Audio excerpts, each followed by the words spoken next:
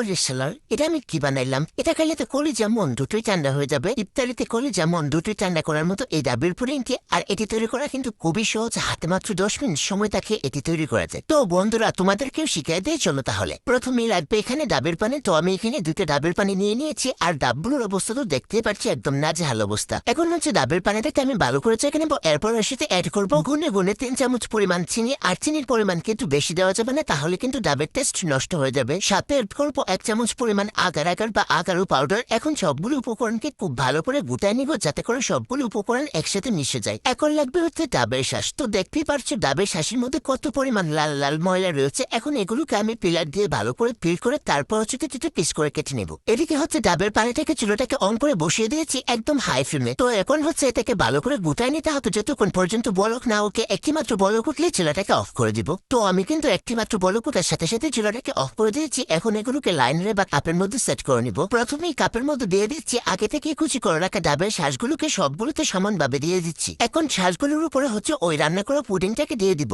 এখন এই কাপগুলোকে এই অবস্থায় মানে নরমাল তাপমাত্রায় আমি 20 মিনিটের মতো রাখবো। তো 20 মিনিট পরে তোমরা দেখতে পারছো যে এগুলো একদম জমাট বেঁধে গেছে। এখন এগুলোকে ফ্রিজে রেখে দেবো ঠান্ডা হওয়ার জন্য। ইফতারির সময় হয়ে গেছে, এখন এগুলোকে আমি বের করে নিচ্ছি ফ্রিজ থেকে। আর এগুলো এখন কিন্তু একদমই ঠান্ডা হয়ে গেছে। এখন তোমরা জাস্ট ফাইনাল লুকটা দেখো কতটা পরিমাণ সুন্দর হয়েছে আর রিফ্রেশিং হয়েছে। তোমাদেরকে কিন্তু একটা আমি কেটেও দেখিয়ে দিব। আমার আগের ভিডিওতে কমেন্ট করেছিল তাসপিয়া, তহেরা, উর্মি, বিপ্লব, জুবাইদা, আশামনি, সাফিনারা জাহান। তোমাদেরকে অসংখ্য পরিমাণে ধন্যবাদ। আর তোমরাও যদি চাও তোমাদের নাম ভিডিওতে বলি, তাহলে তোমাদের নাম লিখে যাবে। আর এখন হচ্ছে আমি একটি ডাবের পুডিংটি কেটে দেখিয়ে দিচ্ছি। তো দেখতে পাচ্ছ কতটা পরিমাণে রিফ্রেশিং হয়েছে। আমার বন্ধু এটাকে কে একদমই ফিদা, সে বলতেছে জাস্ট ও।